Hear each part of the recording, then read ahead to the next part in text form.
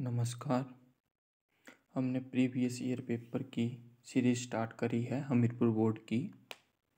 Final answer की के according आपको आंसर बताए जा रहे हैं। हम 2018 से 2022 तक जितने भी पेपर हुए हैं हमीरपुर बोर्ड के फाइनल आंसर की के अकॉर्डिंग आपको आंसर बताएंगे, जिससे गलती होने के चांसेस बहुत कम हो जाते हैं। जो हमीरपुर बोर्ड ने फाइनल आंसर की रिलीज़ करी है उसी के अकॉर्डिंग आपको आंसर बताए जाएंगे प्रत्येक क्वेश्चन के। तो ये है पेपर आपका जेई मैकेनिकल पोस्ट कोड 696। तो स्टार्ट करते हैं इसका जीके सेक्शन। हम केवल GK section, Hindi section, English section और रीजनिंग सेक्शन और हिमाचल जीके सेक्शन डिस्कस करेंगे प्रत्येक पेपर में। तो 121 क्वेश्चन है आपका। Which one among the following is most widely accepted as the homeland of Indo-Aryans? निम्न में से क्या इंडो आर्यन के स्वदेश के रूप में सर्वाधिक व्यापक रूप से स्वीकृत है? तो ये जो आपके इंडो आर्यंस हैं यह सेंट्रल एशिया से आए थे। डी आंसर होगा इसका। 122 the whole area of Harappan culture represent a, जो हड़प्पन संस्कृति का संपूर्ण क्षेत्र है वो प्रतिनिधित्व करता है सी ट्रायंगुलर शेप का। 123 अगर हम बात करें हड़प्पा सभ्यता की, तो जो आपकी हड़प्पा जो साइट है यह 1921 में 1921 में डिस्कवर की गई थी। किसके द्वारा ये डिस्कवर की गई थी? आपके राखलदास बनर्जी के द्वारा। और 1922 में मोहनजोदाड़ो ये जो भी साइट है ये डिस्कवर की गई थी आपकी दयाराम साहनी के द्वारा। ये भी प्रीवियस ईयर पेपर में आया हुआ है। अगर हम लोथल की बात करें इंडस वैली साइट की, तो वहाँ किसके अवशेष प्राप्त हुए हैं? वहाँ घोड़े के अवशेष प्राप्त हुए हैं। और एक आलमगीरपुर साइट है इंडस वैली की, तो वो स्थित है आपके उत्तर प्रदेश में। 123 श्रावस्ती राजधानी रही थी, किसकी रही थी? ये रही थी आपकी कौशल की। डी। अगर हम महाजनपद की बात करें तो 16 महाजनपद थे।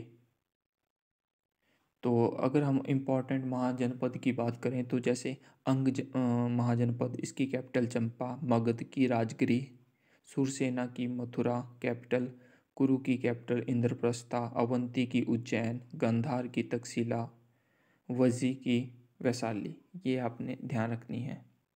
इम्पोर्टेंट महाजनपद एंड उनकी कैपिटल ये पेपर में आते हैं।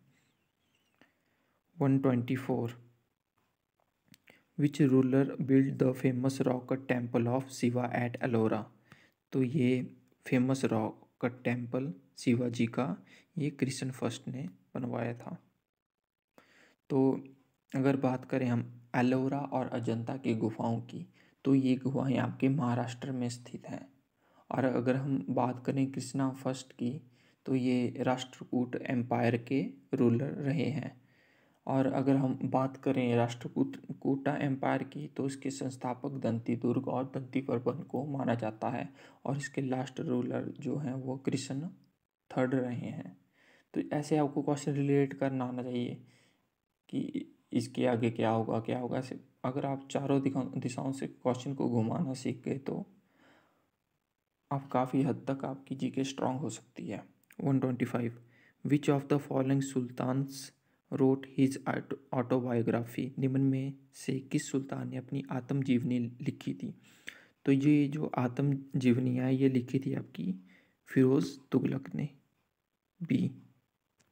और एक और सुल्तान था जिन्होंने अपनी ऑटोबायोग्राफी लिखी थी, वो लिखी थी बाबर ने। ये भी पेपर में आता है। और अगर हम बात करें आपकी फिरोज शाह तुगलक की, तो ये तुगलक डायनेस्टी से संबंधित थे।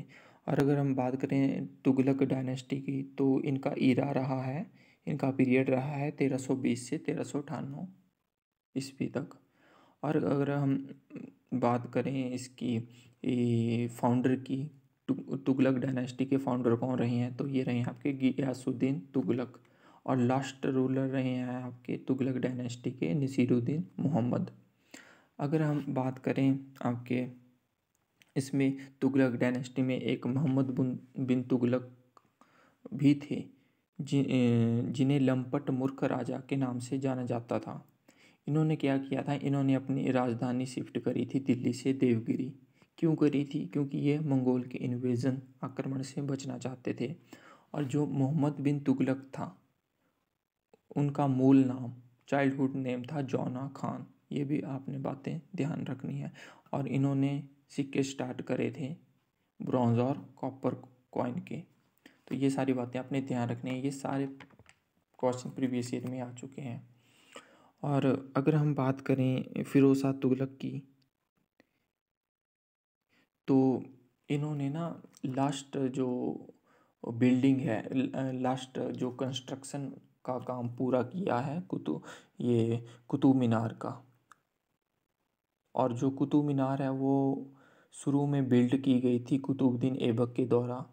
फिर इसके बाद 3 बिल्डिंगें इसकी कंस्ट्रक्ट की गई थी इल्तुतमिश के द्वारा। और लास्ट में जो 5th बिल्डिंग थी, 5th स्टोरी थी इसकी कुतुब मीनार की, ये कंप्लीट की गई थी फिरोज शाह तुगलक के द्वारा। ये सारे क्वेश्चन पॉइंट आपने ध्यान में रखना है। ये प्रीवियस पेपर में आ चुके हैं हर एक point. 126 who is consider the second founder of Maratha state. तो फाइनल आंसर की के अकॉर्डिंग इस आंसर को स्क्रैप कर दिया गया है, तो हम इसको डिस्कस नहीं करेंगे। 127 who was the symbol of स्वदेशी मूवमेंट। स्वदेशी आंदोलन का प्रतीक चिन्ह क्या था? तो ये प्रतीक चिन्ह था आपका चरखा, डी। अगर हम बात करें स्वदेशी मूवमेंट की, तो कब शुरू हुआ था ये शुरू हुआ था 7 अगस्त, हाँ 7 अगस्त 1905 को। कहाँ से शुरू हुआ था? ये शुरू हुआ था कलकत्ता टाउन हॉल से। 128 who made the Deepavali declaration and when. Deepavali घोषणा किसने और कब तैयार की थी? तो ये लॉर्ड इरविन के द्वारा तैयार की गई थी, सी। अगर हम इसकी बात करें दीपावली घोषणा की, तो ये ब्रिटिश साम्राज्य में भारत की स्थिति के संबंध में दिया गया एक बयान था लॉर्ड इरविन के द्वारा। 130 विच of the following seismic waves effect only the surface of the earth. निम्नलिखित कौन सी भूकंप तरंगें केवल पृथ्वी का सतह को प्रभावित करती हैं? तो ये करती हैं आपकी सरफेस वेव। और ये सरफेस वेव हैं, ये सबसे विनाशकारी सिस्मिक वेव्स हैं। ये बात भी आपने ध्यान रखनी है। 131 which of the following regions receives maximum rainfall in winter. तो मैक्सिमम रेनफॉल जो है आपका मेडिटेरियन रीजन से होता है विंटर में। शीतकाल में अधिकतम वर्षा प्राप्ति भूमध्य सागर से होती है, सागरीय प्रदेश से। 132 चंद्रमा और पृथ्वी के मध्य सर्वाधिक दूरी का आवर्त कहलाता है। The period of the farthest distance between moon and earth is called. तो apogee, A. 133 those animal who derive their food exclusively from plants are called herbivorous, A. वो प्राणी जो अपना आहार अन्य रूप से पौधों से प्राप्त करते हैं कहलाते हैं हर्बीवोरस। अगर हम बात करें कि प्राणी जो अपना भोजन मुंह से प्राप्त करते हैं उनको क्या कहलाता है? उनको प्राणी समभोजी कहा जाता है। ये क्वेश्चन भी प्रीवियस ईयर में आ चुका है। 134 the homeland of Kirghiz tribe is. Kirghiz आदिवासी का स्वदेश है, तो ये है आपका सेंट्रल एशिया, ए। अगर हम बात करें सेंट्रल एशिया की, तो सेंट्रल एशिया में कौन कौन सी कंट्रीज आती हैं? तो इसमें आती हैं आपकी Kazakhstan, Kyrgyzstan, Tajikistan, Turkmenistan, Uzbekistan. और अपनी कैपिटल भी याद रखनी है इसकी, जैसे कजाकिस्तान की कैपिटल है आपकी नूर सुल्तान, उज्बेकिस्तान की कैपिटल है आपकी ताशकंद, हाँ, और ताशकंद में एक एग्रीमेंट भी हुआ था, ताशकंद समझौता। तो ये कब हुआ था, ये भी आपने जानना है। तो ये हुआ था 10 जनवरी 1966 को। किसके बीच? इंडिया और पाकिस्तान के बीच। तो इसमें पार्ट लिया था आपके उस टाइम के प्रेसिडेंट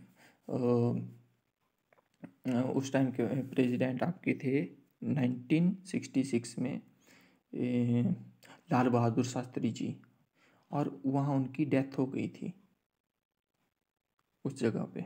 तो ये आपने बातें सारी ध्यान रखनी है।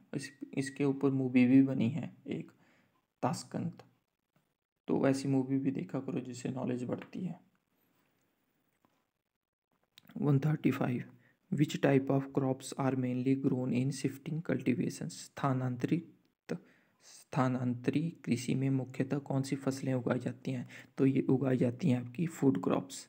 ए। 136 the Nag Tibba is the mountain range of the Nag Tibba mountain range है आपकी लेसर हिमालय की। और ये नाग टिब्बा है सिचुएटेड कहाँ पे है?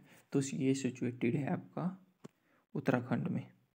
137 which river divides the Deccan table land from northern India. कौन सी नदी दक्षिणी टेबल लैंड को उत्तरी भारत से विभाजित करती है? तो ये करती है आपकी डी, नर्मदा रिवर। और अगर हम बात करें आपकी ये नर्मदा रिवर की, तो नर्मदा रिवर जो है आपकी ओरिजिनेट होती है, तो ये ओरिजिनेट होती है आपकी मध्य प्रदेश से, अमरटंक पहाड़ से। ये प्रश्न प्रीवियस ईयर में पूछा गया कि कहाँ से ओरिजिनेट होती है आपकी नर्मदा रिवर। तो अमरटंक पठार मध्य प्रदेश। अगर हम गोदावरी रिवर की बात करें तो ये आपकी महाराष्ट्र, तेलंगाना, छत्तीसगढ़ और लास्ट में यह फाइनली आंध्र प्रदेश से होकर गुजरती है। महाराष्ट्र से ओरिजिनेट होती है और लास्ट में आंध्र प्रदेश की साइड चली जाती है। और ये मिल जाती है आपकी बे ऑफ बंगाल में, बंगाल की खाड़ी में। और अगर हम बात करें कृष्णा रिवर की, तो ये राइज होती है आपकी महाराष्ट्र स्टेट से और कर्नाटका स्टेट की साइड ये चली जाती है। और अगर हम बात करें चंबल रिवर की, तो ये चीफ ट्रिब्यूटरी है किसकी? यमुना रिवर की। और ये भी चंबल रिवर मध्य प्रदेश में स्थित है। ठीक है। 138 which of the following areas is not affected by the monsoon of the Arabian sea branch. निम्न में से कौन सा क्षेत्र अरब सागर शाखा के मानसून से प्रभावित नहीं है? तो ये प्रभावित नहीं है पंजाब का मैदान, D. 139 which of the following types of soil is most suitable for T cultivation. तो टी कल्टीवेशन के लिए सुटेबल है आपका laterite soils, A. Which of the following state is a leading producer of woollen textiles.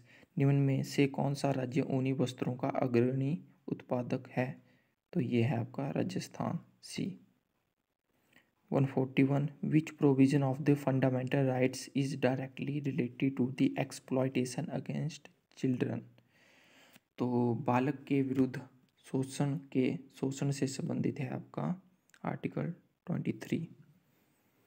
अगर हम बात करें article 17 की, 17 की, तो ये छुआछूत का अंत से रिलेटेड है, abolition of untouchability.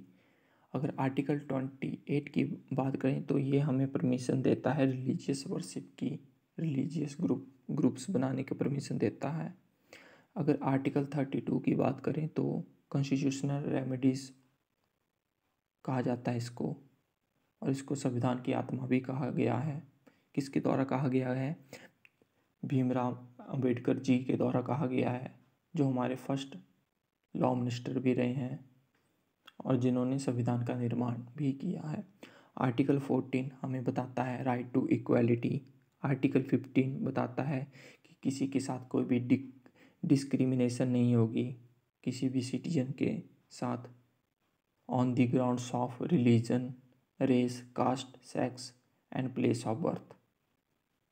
142 question the authority to specify as to which castes shall be deemed to be scheduled caste rests with which of the following, कौन सी जाति अनुसूचित जाति मानी जाएगी, इसे निर्दिष्ट करने की अधिकारिता निम्न में से किसके किसके निहित है? तो यह है राष्ट्रपति के निहित। और अगर हम प्रेसिडेंट की बात करें तो प्रेसिडेंट का आर्टिकल है आपका आर्टिकल 52, वाइस प्रेसिडेंट आते हैं आपके आर्टिकल 63 में, काउंसिल ऑफ मिनिस्टर्स आते हैं आपके आर्टिकल 74 में, गवर्नर आते हैं आपके आर्टिकल 153 में। और हाँ, अगर हम बात करें हिमाचल प्रदेश के गवर्नर की, तो करंट टाइम में 2022 में कौन गवर्नर अपॉइंट हुए हैं नए? तो ये अपॉइंट हुए हैं श्री राजेंद्र विश्वनाथ आरेलकर। ठीक है, ये बात भी आपने ध्यान रखनी है। और आपके SC and ST commission for schedule caste and schedule tribes, the commission for schedule caste and schedule tribes आपके आते हैं आर्टिकल 338 में। ये बात भी आपने ध्यान रखनी है। 143, विच amendment of Indian constitution restricts the size of the union ministry?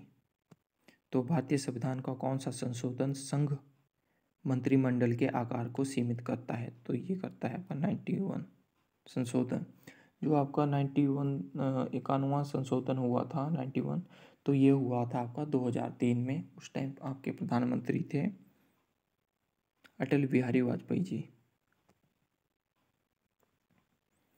144, controller and auditor general of India is appointed by, जो आपका कंट्रोलर एंड ऑडिटर जनरल है ये प्रेसिडेंट के द्वारा अपॉइंट होता है। और अगर हम बात करें आर्टिकल कौन सा है कंट्रोलर एंड ऑडिटर जनरल का, तो वो आर्टिकल है 148। प्रेसिडेंट का आपको बताया था कि आर्टिकल 52 में आते हैं। और फाइनेंस मिनिस्टर आपके कौन है? तो वो एट प्रेजेंट है निर्मला सीतारमन जी। और आपका फाइनेंस कमीशन आता है आपका आर्टिकल 280 में। ये सारी बातें अपने ध्यान में रखनी है। 145, which one of the following bills must be passed by each house of Indian parliament separately by special majority? तो आपका जो कॉन्स्टिट्यूशनल अमेंडमेंट बिल है यह भारतीय संसद के प्रत्येक सदन के द्वारा पृथक पृथक विशेष बहुमत से पारित किया जाना आवश्यक है। डी।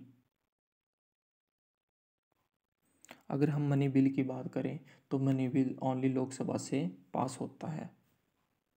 और इसको पास कौन करता है? तो इसको पास करते हैं आपके लोकसभा स्पीकर। ये बात भी आपने ध्यान में रखनी है। 146, the dispute regarding the election of president and vice president of India are decided by the. तो डिस्प्यूट जो इलेक्शन में हो जाता है प्रेसिडेंट और वाइस प्रेसिडेंट के, उसके संबंधित विवाद का निर्णय किया जाता है सुप्रीम कोर्ट के द्वारा। सी। और इसमें हाँ ये इम्पोर्टेंट है। अगर हम बात करें आपके प्रेसिडेंट और वाइस प्रेसिडेंट के इलेक्शन की, तो कैसा इलेक्शन है? ये सिंगल ट्रांसफरेबल वोट का इलेक्शन है। ठीक है। और इसमें भाग कौन कौन ले सकता है वाइस प्रेसिडेंट और वाइस प्रेसिडेंट के इलेक्शन में? तो उसमें भाग ले सकते हैं आपके जो इलेक्टेड मेंबर हैं लोकसभा, राज्यसभा और विधानसभा के, स्टेट की जो विधानसभा है, इसमें नॉमिनेटेड जो मेंबर हैं वो भाग नहीं ले सकते। ये भी बात आपने ध्यान में रखनी है। 147, NABARD was established in which 5-year plan? तो नबार्ड जो आपका एस्टेब्लिश्ड हुआ था वो 6th 5-year प्लान में एस्टेब्लिश्ड हुआ था। अगर हम नबार्ड की बात करें तो एस्टेब्लिश्ड हुआ था ये 12 जुलाई 1982 में। और इसकी फुल फॉर्म भी पूछी जाती है पेपर में कि नबार्ड की फुल फॉर्म क्या है? तो ये फुल फॉर्म है आपकी national bank for agriculture and rural development. और किसकी कमेटी की रिकमेंडेशन से नबार्ड बनाया गया? तो शिवरमन कमेटी की रिकमेंडेशन से। ये सारी बातें आपने ध्यान रखनी है। 148, national renewable fund was constituted for the purpose of? राष्ट्रीय नवीकरण निधि की रचना किस उद्देश्य से की गई थी? तो ये की गई थी आपकी restructuring and modernisation of industries. और अगर बात करें तो नेशनल रिन्यूएबल फंड कब सेटअप किया गया, कब एस्टेब्लिश्ड हुआ? 1992 में एस्टेब्लिश्ड हुआ, ये भी ध्यान रखना है। 149 who formulates the monetary policy in India? Bharat में मौद्रिक नीति को सूत्रबद्ध कौन करता है? तो ये करता है आपका आरबीआई बी। और अगर हम आरबीआई की बात करें तो आरबीआई की आपकी स्थापना हुई थी 1 अप्रैल 1935 में। उस टाइम इसका हेडक्वार्टर था आपका कोलकाता में। और जब बाद में नेशनलाइज्ड किया गया आरबीआई को तो इसका हेडक्वार्टर हो गया मुंबई। कब किया गया नेशनलाइज्ड? ये किया गया 1 जनवरी 1949 को। किसकी रिकमेंडेशन से बनाया गया आपका आरबीआई? तो आरबीआई बनाया गया आपका हिल्टन कमीशन की रिकमेंडेशन से। और अगर हम बात करें आपके सेबी की तो सेबी की फुल फॉर्म है security and exchange board of India. और कब एस्टेब्लिश्ड हुआ था सेबी आपका? तो ये एस्टेब्लिश्ड हुआ था 12 अप्रैल 1992 में। और अगर हम नीति आयोग की बात करें तो कब एस्टेब्लिशमेंट हुई थी? इसकी एस्टेब्लिशमेंट हुई थी 1 जनवरी 2015 को। और सीईओ कौन है इस टाइम नीति आयोग के? तो सीईओ हैं परमेश्वरन। और आपके वाइस चेयरमैन इस टाइम सुमन बेरी।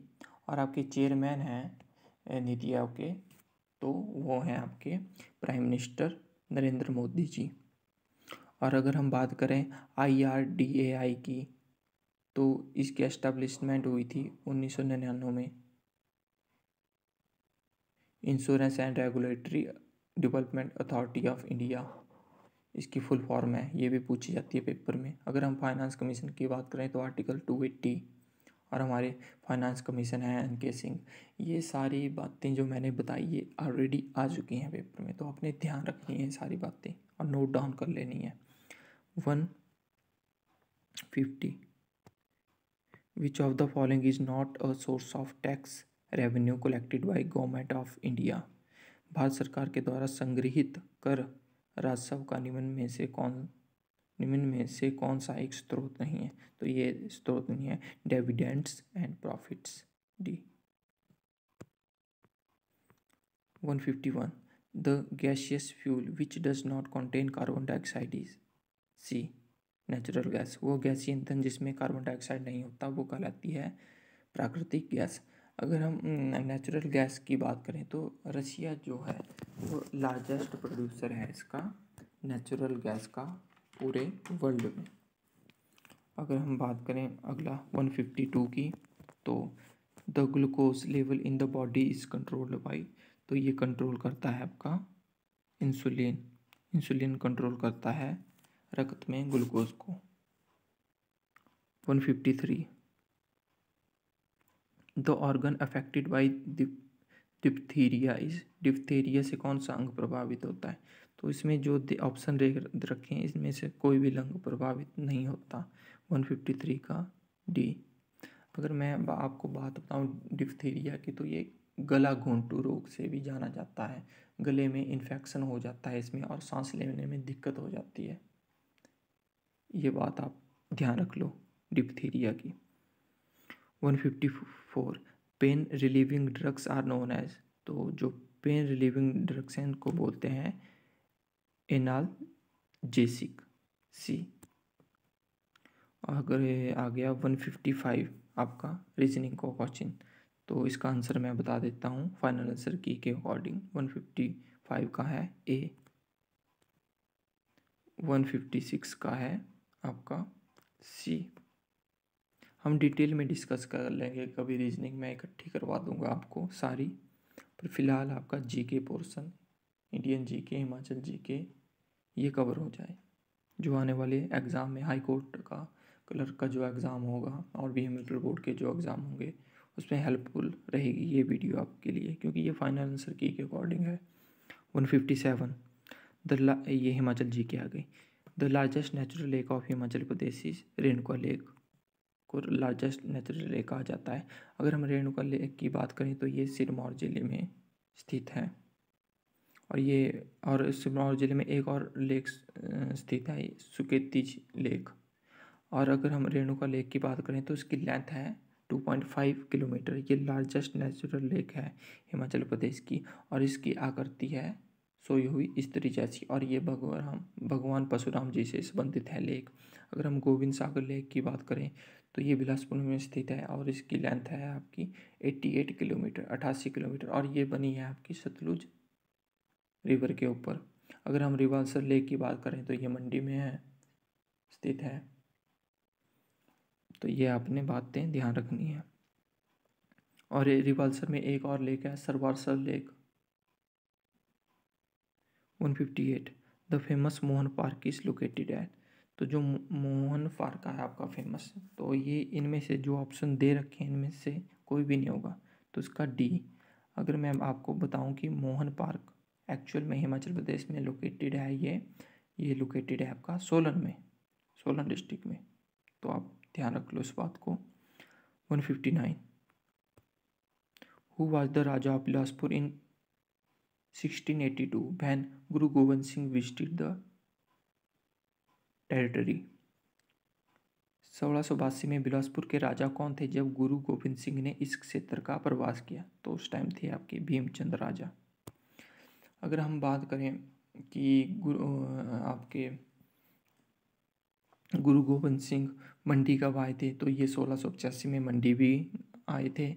और अगर हम बात करें गुरु नानक देव जी की, जो हिमाचल प्रदेश में कब आए, तो वो फर्स्ट टाइम आए थे 1514 ईस्वी में, 1514 में। ये बातें भी आपने ध्यान रखनी है। Next, which district in Himachal Pradesh is famous for fraternal polyandry. Himachal Pradesh का कौन सा जिला भ्रातृय बहुप्रथी प्रथा के लिए प्रसिद्ध है? तो ये प्रसिद्ध है आपका किन्नौर जिला, ए 161। तो ये आपके करंट के क्वेश्चन है जो हमारे काम के नहीं हैं। अगर आते हैं इंग्लिश पे 165, तो इसके मैं आंसर आपको बता देता हूँ। तो इसका 165 का होगा A, you must get rid of unnecessary thing. Rid होता है आपका छुटकारा पाना। 166 एंटोनिम ऑफ वर्ड रोबस्ट। तो रोबस्ट होता है आपका मजबूत, कोई चीज़ मजबूत, तो इसका आपका एंटोनिम होगा, अपोजिट होगा weak. Meaning of the idiom to draw the long bow is to exaggerate, B.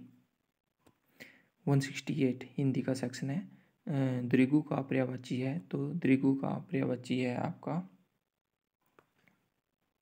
B, ए नेत्र। आप द्रिगु, आपके नेत्र को द्रिगु भी कहा जाता है। 169 अति प्लस अल्प, तो इसका होगा अत्यल्प, ए अत्यल्प। 170 यथाक्रम में समास है, तो यथाक्रम में समास है आपका डी, अव्ययभाव समास। तो ये थी आपकी वीडियो जेईई मैकेनिकल की, जो हमने पूरी डिस्कस कर ली इसका जीके सेक्शन।